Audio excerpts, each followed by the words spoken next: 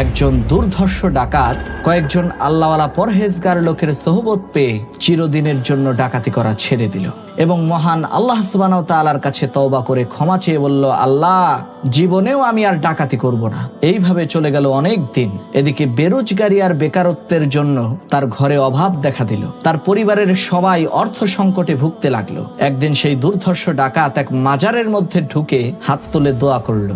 এরপর সেই মাজারের উপরে ঝুলে থাকা অত্যন্ত মূল্যবান একটি ঝাড়বাতি খুলে নিয়ে বাজারে বিক্রি করে দিল। এই দৃশ্য দেখার পরেও মাজার কর্তৃপক্ষ তাকে কোনো কিছুই করতে পারল না, কারণ এলাকার সবাই জানতো সে দুর্ধর্ষ ডাকাত। তার মুখের সামনে কথা বললে আর রক্ষা নেই, সোজা উপরে পাঠিয়ে দেবে। এ কারণে মাজার কর্তৃপক্ষ তার নামে আদালতে মামলা করলো। কোর্টের জজ সাহেব সেই দুর্ধর্ষ ডাকাতকে প্রশ্ন করলো, এই, তুমি কি সত্যি ওই মাজারের অত্যন্ত মূল্যবান ঝাড়বাতিটি নিয়ে বিক্রি করে ফেলেছো?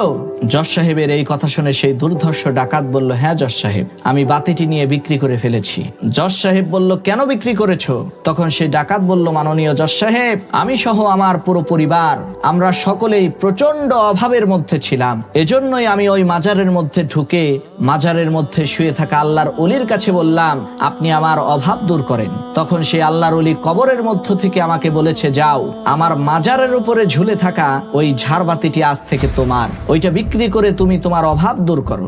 ডাকাতের এই কথা শুনে জজ সাহেব আকাশ থেকে মাটিতে পড়ল। মাথাটা একটু নিচু করে কিছুক্ষণ চিন্তা ভাবনা করে মাজার কর্তৃপক্ষকে বলল, আপনারা যদি লিখে দিতে পারেন যে মাজারের মধ্যে যেই ব্যক্তি শুয়ে আছে সে কারো কথাও শুনতে পারে না, কারো উপকারও করতে পারে না, কারো ক্ষতিও করতে পারে না, তাহলে মামলা সামনের দিকে চলবে।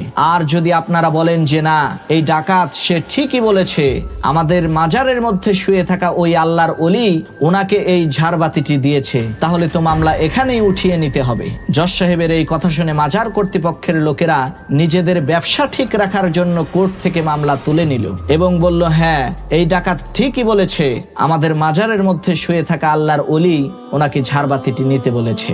বন্ধুরা, আপনাদের মাথায় যদি ঘিলু থাকে তাহলে আপনারা এই ঘটনা শুনে অলরেডি বুঝে গেছেন যে আল্লাহ সুবহানাহু ওয়া তাআলা ছাড়া এই দুনিয়ার কেউই আপনার কোনো ক্ষতিও করতে পারবে না, কোনো উপকারও করতে পারবে না।